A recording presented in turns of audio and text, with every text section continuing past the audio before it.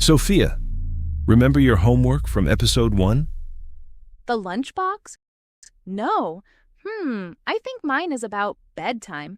Every single night I ask myself 10 questions. One more book or no more book? Stay calm or set a limit? Is this the moment I ruin her sleep forever or the moment I'm too strict?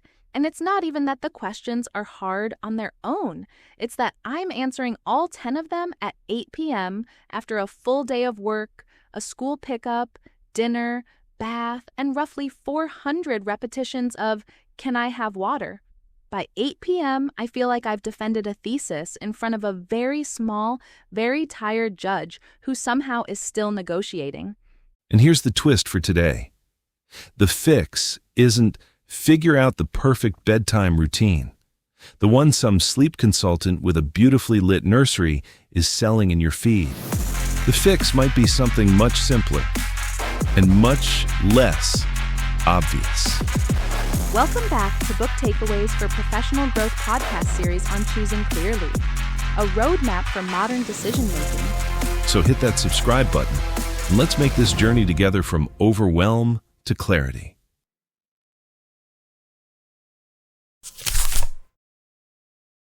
Segment 1.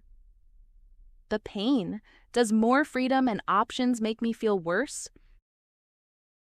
So here's today's central question. Why does having more freedom, more time, or more options often make us feel worse, not better? This is where David Epstein's book, Inside the Box, How Constraints Make Us Better, comes in. His core idea surprised me the first time I read it. Unlimited freedom doesn't automatically make us more creative or more content. It often does the opposite. It overwhelms us.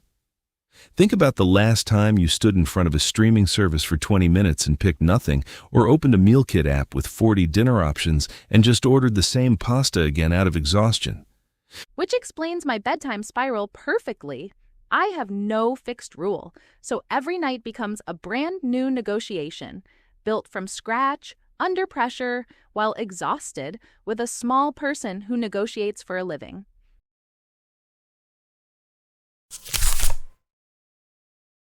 Segment 2. The takeaways.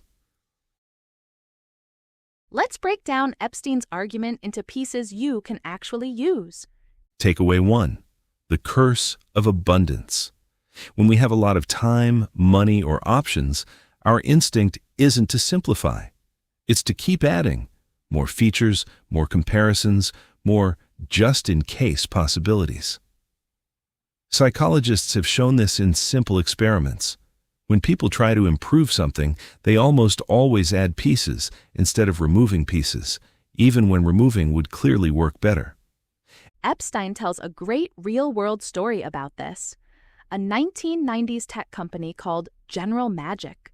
Brilliant engineers, enormous funding, almost unlimited freedom to build whatever they wanted. And that's exactly the problem. Because nobody ever said no to one more feature, their handheld device became bloated, slow, and impossible to use simply. In the end, despite all that talent and money, it sold only a few thousand units, and the company collapsed. I think about that every time our family calendar app adds another color-coded category none of us actually use. It's the same thing at home, honestly.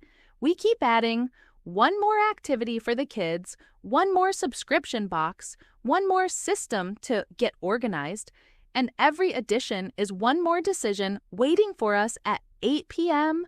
Look at a typical week. Soccer on Tuesday, piano on Wednesday, a birthday party on Saturday morning, and somehow we all agreed to this without ever asking whether it actually fits. We didn't even decide it, really. Each activity got added one at a time. Each one seemed reasonable on its own. And now, Wednesday requires a level of logistics that would impress an airline. Takeaway 2. Designed for real, tired humans, not an imaginary perfect version of yourself. Epstein points out that we often build systems, routines, rules, even parenting plans for an idealized person with perfect willpower and endless patience. But that person doesn't exist, not at 6 a.m., and definitely not at 8 p.m. after a full day of work and back-to-back meetings. He tells a lovely story about a tea company in Malawi. Instead of asking workers to resist spending temptation every single payday through sheer willpower, they built an automatic pay-me-later plan. A chunk of wages was saved before workers even saw the money. The result?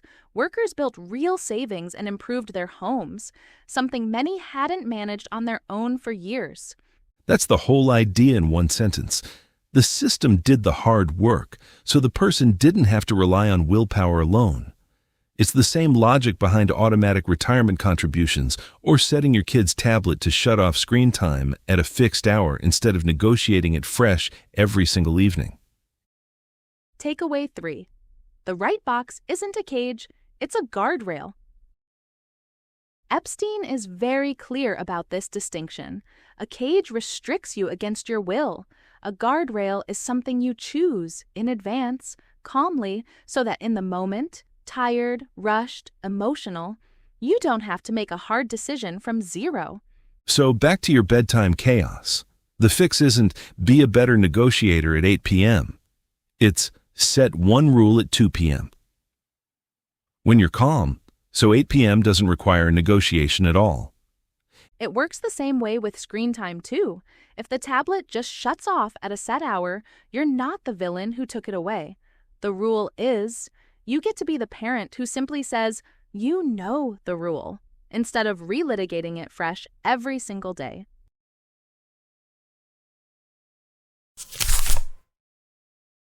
Segment 3. Action this week. Here's your action, and we're keeping it small on purpose because a 5-step plan is exactly the kind of more Epstein warns against. Step 1. Pick one repeating decision in your life that drains you. Bedtime, lunches, screen time, what to wear to work, the Sunday night scramble to figure out who's driving to which practice. Step 2. Set exactly one simple rule for it, not 5 rules. 1. For me, it became pack lunches the night before, no exceptions, even if that means it's cereal bars 3 nights running. Step 3, write that rule down somewhere visible, the fridge, a sticky note by the door, and use it for 1 full week before judging whether it works. Don't revise it on day 2 just because Tuesday was hard.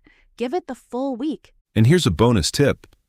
Tell your kid the rule exists before you need it, not in the middle of enforcing it.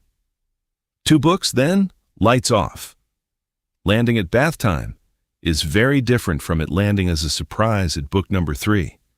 That's exactly what worked for us. I told my daughter the rule at breakfast, calmly, with 0 stakes attached. By the time bedtime came, it wasn't a fight. It was just the rule. She still tested it twice that first week, but by night 4, she was the one saying 2 books before I even brought it up.